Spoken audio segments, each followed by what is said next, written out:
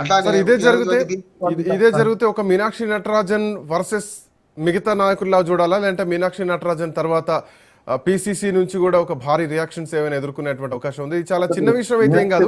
కాంగ్రెస్ పార్టీలో ఉన్నటువంటి చీలికల్ని, అంతర్గత చీలికల్ని బయట పెడుతోంది మధ్యప్రదేశ్ వేదికగా. మీనాక్షి నటరాజన్ ఎపిసోడ్ పైన క్యాన్సర్ పుండు మాత్రమే కనపడే, కానీ ఒరిజినల్ గా బట్టి విక్రమార్క గారి మధ్యన వారి మధ్యన అట్లాగే పిసిసి అధ్యక్షుడి మధ్యన రేవంత్ రెడ్డి మధ్యన చాలా విభేదాలు ఉన్నాయి. అవి బయటపడతలేవు.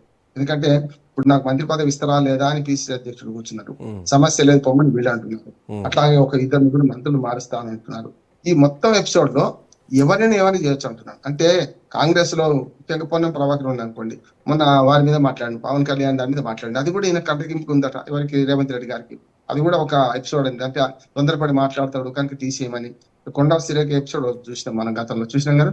ఇప్పుడు కోమటిరెడ్డి రాజగోపాల్ రెడ్డి నడుస్తుంది కథ. వెంకటరెడ్డి అవుట్ అయితేనే రాజగోపాల్ రెడ్డి ముందుకు వస్తారు. ఇద్దరికి కావాలంటున్నారు. ఉన్నాయి 2 మంత్రి పదవులు. వీటి విషయంలో ఈ విషయాలు ఏమైనా చెప్పుకున్న కథ ఇప్పుడు ఉరుమురి మంగళ మీద పడ్డట్టు, లేకుంటే బూలిగా నక్కపై తాటి పండు పడ్డట్టు ఇప్పుడు సమస్య అదే అవుతుంది. ఏంటంటే మీనాక్షి నటరాజన్ కనుక గెలిపించుకోలేకపోతే, ఈ ఎపిసోడ్ లో ఆమె కనుక నామినేషన్ నిజంగా సుప్రీంకోర్టు పైన రిజెక్ట్ అవుతే రేపు పొద్దున. బట్ ఈ అంశాన్ని ఎట్లా చూడొచ్చు సార్? దీనిపైన ఎక్కడ ఎఫ్ఐఆర్ నమోదు కాలేదని చెప్పేసి కాంగ్రెస్ పార్టీ నాయకులు మాట్లాడుతున్నారు. ఈ కేసు డైరెక్ట్ కోర్టులో పిటిషన్ వేయడం జరిగింది. కోర్టు దీనిపైన వివరణ కోరడం జరిగింది. 2025లో జరిగింది. సో దీనిపైన క్రైమ్ షీట్ ఏం లేదు, చార్జ్ షీట్ ఏం లేదన్నది వాళ్ళు చెప్తున్నటువంటి అంశం కాంగ్రెస్ పార్టీ నుంచి. ఈ అంశాన్ని ఎట్లా చూడొచ్చు? వేలబుల్ కేసులు నోటీసులు చేస్తారు అంతే. ఒకటి. రెండోది ఏంటంటే ఆ కేసు నిజంగా ఉన్నదా లేదా తెలియదు కదా. ఇంకోటి, అది 2023, 24 కూడా కాదు, 25లో అధికారంలోకి వచ్చినాక కదా ఈ వచ్చింది ఇన్ఛార్జ్ గా. నిజంగా కాంగ్రెస్ పార్టీ హయాంలోనే ఒక ఇన్ఛార్జి మీద కేసు నమోదైందంటే అర్థం చేసుకోవచ్చు పరిపాలన ఎట్లా ఉందంట. ఎవరికి తెలవకపోతే ఇప్పుడు అంతే, అంతకన్నా అర్థం ఇంకోటి లేదు కదా. ఇప్పుడు ఆమె ఎంక్వైరీ చేయడానికి కూడా అవకాశం లేదు. ఎందుకంటే ఆమె కేసు నమోదు ఆమెకి ఎట్లా ఊహిస్తే చెప్పండి కదా. జనరల్గా ఏమైతే తెలవకపోతే ఇగ్నోరెన్స్, ఎప్పుడైతే ఇగ్నోరెన్స్ ఇప్పుడు ఎక్స్క్యూజబుల్ కాదు, లాలా ఉన్నది. కానీ అది తెలపకపోవడం ప్రపంచం మునిగిపోదు కదా అంటున్నాను. నిజంగానే కేసు ఉంటే అందులో రాపిస్తే అయిపోద్ది, అంతకన్నా ఏముంది. రాయకపోతే నేరం కాదు. ఇప్పుడు చాలా మంది ఆస్తుల అప్పుల గురించి కానీ కొన్ని అంశాలు తెలియకుండా నాన్ అప్లికేబుల్ రాసి పెడతారు. అక్కడ ఖాళీ ఉందా లేదా చూస్తారు. కానీ దాన్ని ఎంక్వైరీ పెట్టుకుంటే అసలు ఇంకోటి, అఫిడవిట్ సమర్పించేటప్పుడు మేము చాలా పెద్ద ఎదురు పోరాడిన అఫిడవిట్ కావాలని 5 అంశాలు: ఆస్తులు, అప్పులు, విద్యార్హత. ఇప్పుడు విద్యార్థి విషయంలో మోడీ గారి మీద కూడా ఆరోపణలు ఉన్నాయి, విద్యార్హత అది కరెక్ట్ కాదని చెప్పి. మరి దాని మీద కేసు పెట్టి రేపు తీసేయగలుగుతారా? లేదు కదా.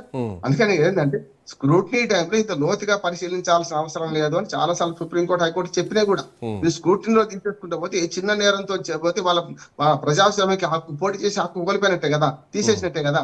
కాదు, ఇప్పుడు ఈ చిన్న పొరపాటు ప్రపంచం అయితే మునిగిపోదు. ఈ చిన్న పొరపాటు ఉందనుకోండి, అప్పుడు రాయమంటారు అంతే కదా. రాస్తే తప్పలేదు కదా. కేసు ఉందనుకోండి, కేసులో శిక్ష పడి తప్పించుకుంటే అప్పుడు తప్పు. అప్పుడు కూడా ఏంది, మళ్ళీ కోర్టుకు పోతేనే. వీళ్ళు కోర్టుకు పోయి ఆమె శిక్ష పడింది, 2 ఏళ్ల పైన శిక్ష పడ్డది, ఆ కేసులు అర్హులు కాదు అంటే వేరు. రాహుల్ గాంధీ విషయాలు అదే జరిగింది కదా. శిక్ష 2 ఏళ్ల కన్నా ఎక్కువ శిక్ష పడ్డాం కదా. కోర్టు కూడా ఏం చేసింది, సరిగ్గా 2 ఏళ్ల శిక్ష వేసింది రాహుల్ గాంధీకి. వేసిన తర్వాత ఆయన పదవి పోయింది. అప్పీలు పోతే మళ్ళీ పదవి వచ్చింది కదా. ఇక్కడ అంతకంటే పెద్దది కాదు కదా కేసు అంటున్నాను. కనుక ఒకటి, కాంగ్రెస్ పార్టీ పూర్తిగా దీని వెనక ఉన్నది అని రేవంత్ రెడ్డి గారు, లేకుంటే ముఖ్యుల పాత్ర ఉందని ఒకటి ఆరోపణ. రెండవది ఏంటంటే ఆమెను ఇటు రాకుండా చేయాలంటే ఇది పీడవద్దు, ఇక్కడనే మనకు రాజ్యసభకి రాకుండా చేస్తే పీడవద్దు అని ఒకటి, అంటే కాంగ్రెస్ పార్టీలో పార్టీ పెరగొద్దని. మూడవది ఏంటంటే కక్ష సాధింపు చర్యలు కూడా ఉండొచ్చు. దీన్ని ఈ బీజేపీ పార్టీ తప్పట్టాల్సిన అవసరం లేదు. ఎందుకంటే కాంగ్రెస్ పార్టీలో విభేషణలే మాకు ఒప్పందించారు, తీసుకొచ్చి ఇస్తే కదా మాకు ఏం తెలుసు. లేకపోతే తెలంగాణలో అధికార పార్టీ కాంగ్రెస్ కదా, పోనీ వేరే పార్టీ ఉంటున్నప్పుడు వాళ్ళు అందించిన శత్రువుకు ఆయుధం దొరికితే ఖచ్చితంగా దాన్ని వాడతారు. ఇంకా రాజకీయాల్లో అయితే ఖచ్చితంగా దాన్ని వాడడం ఎట్లాంటి సందేహం లేదు. అవకాశాలు దాటుకోరు కదా. కానీ ఆ అవకాశం తీసుకున్న దాన్ని ఆర్ఓ రేపు పొద్దున సుప్రీంకోర్టుకు కానీ రేపు హైకోర్టుకు కానీ జవాబు చెప్పితే ఆర్ఓ అవుతాడు. రేపు ఎలక్షన్ కమిషనర్లు తప్పనిసరి ఒకవేళ తప్పు చేసి ఉంటే స్క్రూటినీలో తీసేయడం తప్పు అనుకుంటే తప్పనిసరి ఆర్ఓ తొలగిస్తారంటున్నారు.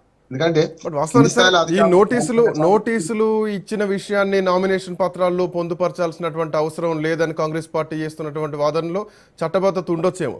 బట్ ద పాయింట్ ఏంటంటే ఈ లోపాలను కూడా వీళ్ళు సరిదిద్దుకోలేనటువంటి, అంటే ఏ రాష్ట్రానికి ఆ రాష్ట్రాన్ని గాలి కొదిలేసింది అధిష్టానం అన్నటువంటి ప్రశ్నలు దీని వెనకాల కనిపిస్తున్నాయి కదా. మీనాక్షి నటరాజన్ ఉదంతం చాలా పెద్ద ఎత్తున తీసుకోవాల్సినటువంటి విషయం కాంగ్రెస్ పార్టీ.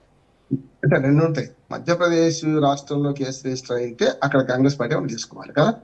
ఒకటి, ఇక్కడ కూడా ఏమంటున్నారు, ఇప్పుడు నాకు ఘాట్కాయ ఇక్కడ మా రాష్ట్రంలో ఉన్న సంగతి తెలియదని వాళ్ళు అంటారు. కదా.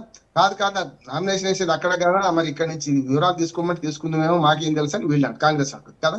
అందుకని ఇక్కడ ఏమైందంటే ఎవరికి పుట్టిన బిడ్డ అంటే ఎక్కెక్కి పడి ఇచ్చినట్టు ఇప్పుడు మీనాక్షి నటరాజన్ పరిస్థితి ఎంత, ఆమెకు వర్గం లేదు, ఆమె కులం లేదు, ఆమె పెద్దగా రాజకీయాలలో ఇట్లాంటి కుట్రలు కుతంత్రాలు తెలవవు, నామినేషన్ వేయమంటే రెడీ చేసుకొని పోయింది.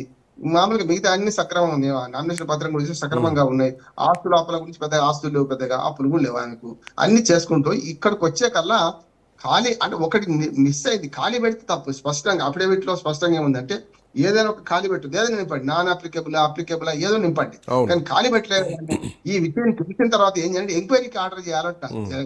ఆర్ఓ ఏం చేయాలంటే అక్కడి రిటర్నింగ్ ఆఫీసర్ ఏం చేయాలంటే ఎంక్వైరీకి ఆర్డర్ చేయాలి, చేసి అప్పుడు కనుక ఉంటే టైం ఇచ్చి దాన్ని ఫుల్ఫిల్ చేయమని చెప్పొచ్చు. చెప్పకపోవడం తప్పు కావచ్చు, కానీ చెప్పకపోవడం వల్ల నామినేషన్ తిరస్కరించేంత తప్పు అయితే కాదనుకున్నాను నేను. ఖచ్చితంగా గతంలో నామినేషన్ తిరస్కరించడానికి అవసరమైన పరిస్థితులను ఎలక్షన్ కమిషన్ ఆఫ్ ఇండియా రాసి పెట్టింది కూడా.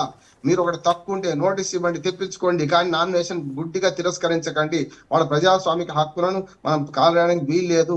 గతంలో ఉండే మేమైతే చాలా వరకు అడ్వకేట్ గా ఇప్పుడున్నటువంటి పరిస్థితుల్లో అంటే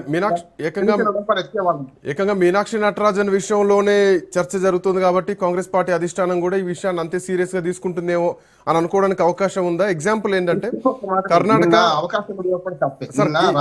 వన్ సెకండ్ సార్, నాకున్నటువంటి అంచనా ఏంటంటే కాంగ్రెస్ పార్టీ తీసుకున్నటువంటి నిర్ణయాలు మీనాక్షి నటరాజన్ విషయానికి వచ్చేసరికి రాహుల్ గాంధీ ఖచ్చితంగా రెస్పాండ్ అవుతారేమో అని అనిపిస్తోంది.